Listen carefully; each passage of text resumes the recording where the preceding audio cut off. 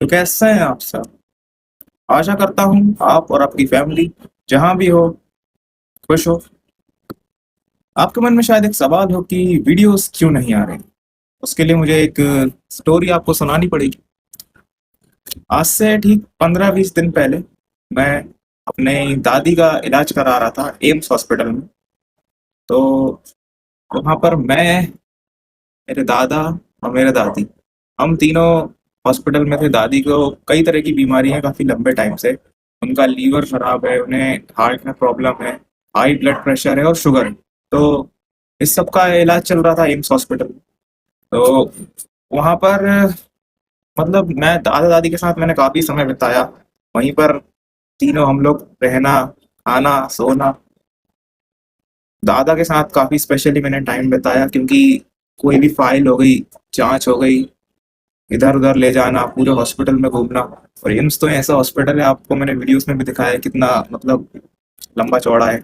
एक बार घूम जाओ तो 1-1.5 घंटे के बाद ही आप शायद मिल पाओ। तो काफी समय को गुजारा मैंने अपनी फैमिली। एक चाय की दुकान थी एम्स में, वहां पर मैं और दादा चाय पीते थे सुबह और शाम। मन किया तो एम्स के बाहर निकल गए वॉक करने के लिए। मतलब काफी अच्छा टाइम मैंने बिताया था। और 8 तारीख की रात के 12 बजे करीब मेरे दादा का सर में और हार्ट में दर्द होने लगा। तो हमने उन्हें इमरजेंसी वार्ड में दिखाया। वहाँ पर जांच वगैरह हुई, मेडिसिन वगैरह मिली। तो हमें इतना कुछ आइडिया नहीं था कि क्या हुआ है, तो सुबह तक वो नॉर्मल हुए। तब हमने उनकी और जांचें करवाई तो रिपोर्ट वगैरह में निकला था कि उन्हें हार्ट अटैक आने वाला था, जो कि आ रहा था। बट क्योंकि टाइम पे इलाज हो गया तो वो बच गए। और फिर हमें मेडिसिन वगैरह, मतलब जो कि ये डॉक्टर ने लिख दी थी कि ये सब मेडिसिन वगैरह है जो दादा को भी खानी है। तो दोनों का ही इलाज चल रहा था, दादा और दादी दोनों का ही लगभग। क्या होता है कि 10 तारीख को हमें हॉस्पिटल से डिस्चार्ज कर देते हैं करीब 8:30-9 बजे। हम लोग गाड़ी करके, क्योंकि दादी बस में तो नहीं जा सकती, तो गाड़ी करके हम लोग अपने शहर वापस आ जाते हैं घर पे। 11 बजे हम लोग करीब घर पे पहुंच जाते हैं। और 11 बजे रात को दादा के सर में फिर से दर्द होने लगा।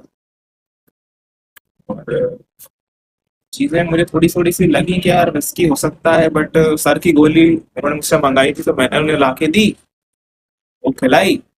और वैसे हम लोग अलग अलग बेड पे सोते थे, बट क्योंकि हम लोग बहुत थके हुए आए थे, मैंने बोला दादा अरे तुम कहाँ अलग करोगे, तुम यहीं पे साथ में सो जाओ मेरे। तो मेरे साथ में सो गए। और सुबह 7 बजे जब पापा जाने वाले थे अपने काम पे, तब उन्होंने देखा कि दादा जो है बढ़िया सो रहे हैं।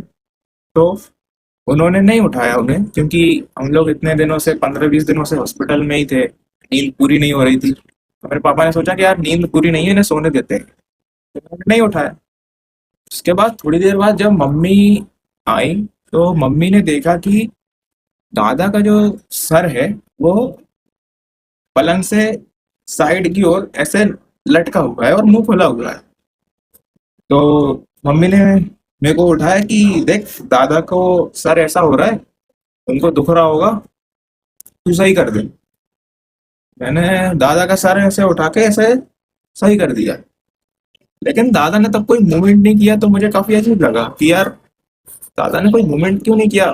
अपन को कोई भी, अगर भले अपन सो रहे हैं कोई उठाता है कुछ भी करता है तो थोड़े बहुत अपन हिलते हैं। ऐसा कुछ नहीं हुआ।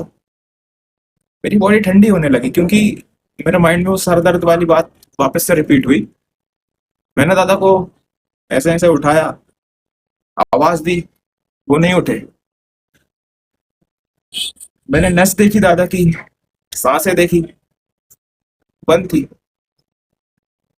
और पीछे की साइड दादी सो रही थी। दादी वैसे ही हार्ट पेशेंट, अगर दादी को बता देता तो शायद दादी भी नहीं बचती।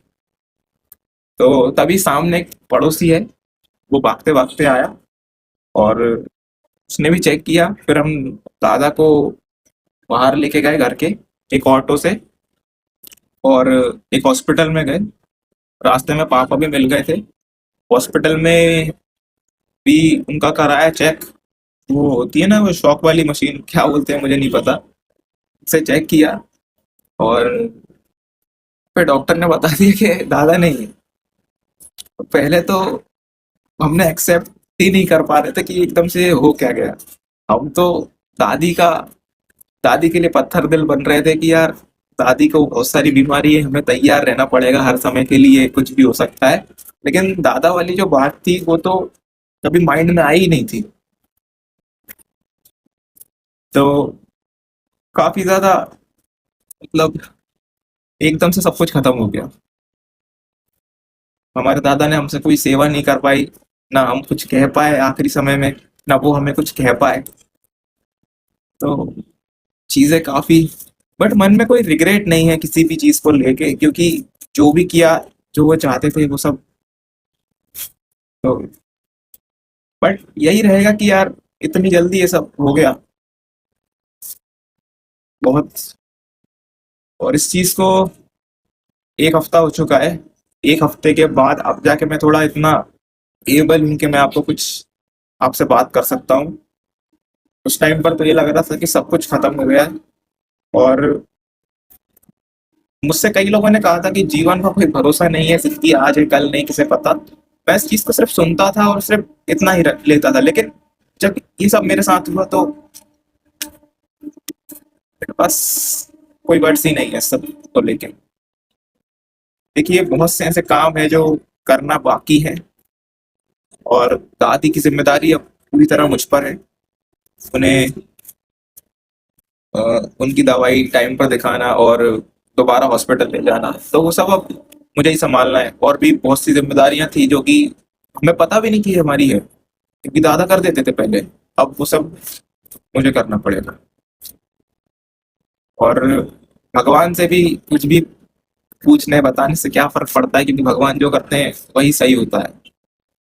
उस टाइम पर तो काफी गुस्सा आया था, बट अब मैं एक्सेप्ट कर चुका हूँ। और यही है बस जो है। देखिए, पहले जो वीडियोस में बनाता था उस तरह मुझे नहीं पता कि मैं दोबारा कुछ कर पाऊंगा या नहीं, बट मैं हील होने की पूरी कोशिश कर रहा हूँ।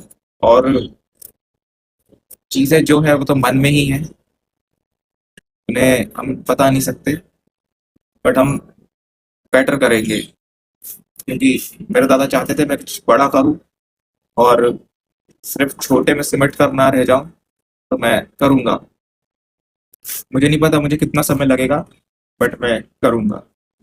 आपसे आवाज छोड़ के विदाई लेता हूँ कि मेरे दादा के लिए प्रार्थना करें कि भगवान उन्हें अपने श्री चरणों में स्थान दे। मेरे दादा की कई तरह की चीजें थी जो उन्होंने मुझे सिखाई थी। वो ना जोड़ने में विश्वास रखते थे और ना खर्च करने में। वो दान करने में विश्वास रखते थे कि दान करो, तुम भी कहीं नहीं लेके जाने वाले, वो भी कहीं नहीं लेके जाने वाला, इसलिए दान करो। तो यही माइंडसेट है जो है। बाकी टूट सा गया हूँ, जुड़ने का प्रयास है। मिलता हूँ आपसे फिर कभी।